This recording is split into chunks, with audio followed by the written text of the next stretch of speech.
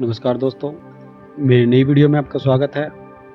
दोस्तों, वीडियो शुरू करने से पहले मेरी रिक्वेस्ट है आप लोगों से, जिन्होंने मेरा चैनल सब्सक्राइब नहीं किया है, प्लीज़ मेरे चैनल को सब्सक्राइब कर लीजिए। सब्सक्राइब करना बिल्कुल फ्री होता है। अगर आप चैनल को सब्सक्राइब कर लेते हैं, तो मेरे चैनल पर जो वीडियो मैं डालता हूँ, उसका नोटिफिकेशन आपके पास सबसे पहले पहुँचेगा और आप वीडियो को दोबारा देख पाएंगे। दोस्तों, चलिए वीडियो शुरू करते हैं।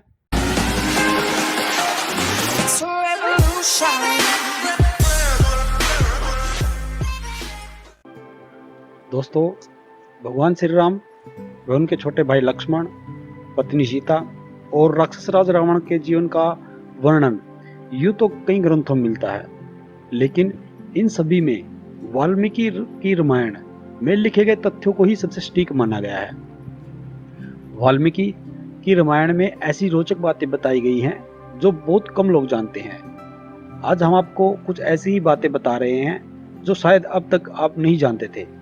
तो चलिए शुरू करते हैं। जिस समय श्री राम वनवास गए, उस समय उनकी आयु लगभग 27 वर्ष थी। राजा दशरथ श्री राम को वनवास नहीं भेजना चाहते थे, लेकिन वे वचनबद्ध थे। जब श्री राम को रोकने का कोई उपाय नहीं सूझा, तो उन्होंने श्री राम से यह भी कह दिया कि तुम मुझे बंदी बना लो और स्वयं राजा बन जाओ।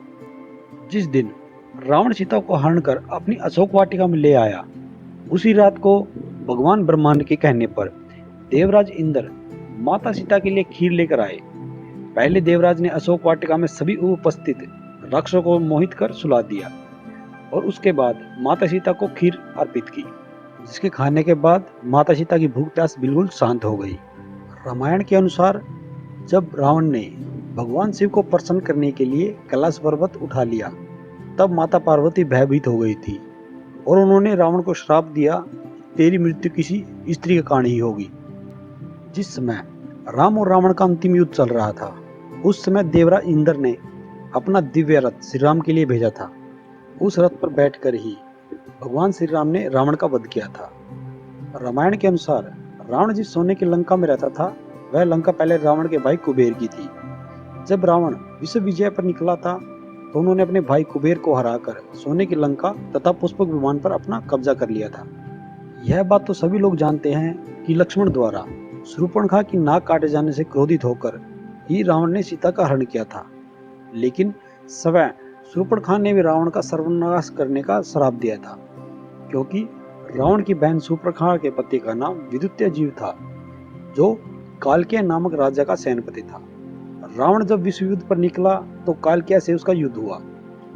उस युद्ध में रावण ने विद्युतीजीव का वध कर दिया। तब शूर्पणखा ने मन ही मन में रावण को श्राप दिया कि मेरे ही कारण तेरा सर्वनाश होगा।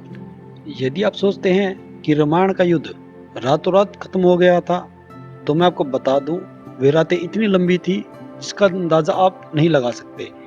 ये तो सिर्फ देवता ही जानते हैं। इस बात का अंदाजा आप इस बात से लगा सकते हैं कि लंका नरेश रावण की सेना की संख्या 72 करोड़ थी।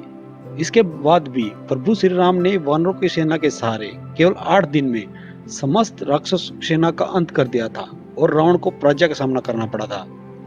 युद्ध में श्री राम एक बार और लक्ष्मण 2 बार रावण के पुत्र मेघनाद से परास्त हुए थे, परंतु फिर भी रावण ने अपनी मर्यादा कायम रखी तथा राम और लक्ष्मण के अपहरण हो जाने के बाद व लक्ष्मण मूर्छित हो जाने के बाद भी राम की सेना पर आक्रमण नहीं किया।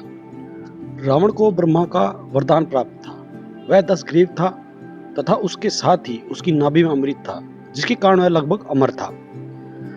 अत्यंत बलशाली कुंभकर्ण जिस समय देवऋषि नारद जी ने शास्त्रों का ज्ञान दिया था तथा देवराज इंद्र भी जिससे ईर्ष्या करते थे। अपने भाई रावण के आदेश का पालन करने के लिए उन्होंने अपने प्राणों की आहुति दे दी। मेघनाथ ने स्वर्गलोक को जीतकर स्वयं देवराज इंद्र तक को बंदी बनाया था तथा ब्रह्मदेव के आदेश पर इंद्रदेव के प्राण बचे थे। वह ब्रह्मदेव ने ही मेघनाथ को महायोद्धा व इंद्रजीत की उपाधि दी थी। मेघनाथ यह जानता था कि उसके पिता धर्म के मार्ग पर है, जिसके लिए उसने अपने पिता को समझाने की चेष्टा करी थी, परंतु रावण का घमंड अटल था। अतः मेघनाथ ने अपना पुत्र धर्म निभाते हुए लक्ष्मण के साथ युद्ध करते हुए अपने प्राणों की आहुति दे दी। पुराणों के अनुसार रावण भगवान विष्णु के धाम का द्वारपाल था। तथा ब्रह्मा के 10 मानस पुत्रों का श्राप के कारण उसे पृथ्वी पर जन्म लेना पड़ा था। युद्ध के समय भगवान श्री राम भी उसके पराक्रम से आश्चर्यचकित व परेशान हो गए थे। रावण भगवान राम की सेना पर हावी होने लगा था, अतः विभीषण के द्वारा रावण के मृत्यु का रहस्य बताने पर श्री राम ने उनका वध कर दिया। दोस्तों, आज की वीडियो को यहीं समाप्त करते हैं। मेरा एक छोटा सा प्रयास था आपको रामायण के कुछ घटनाओं के बारे में बताकर उसकी जानकारी देने का।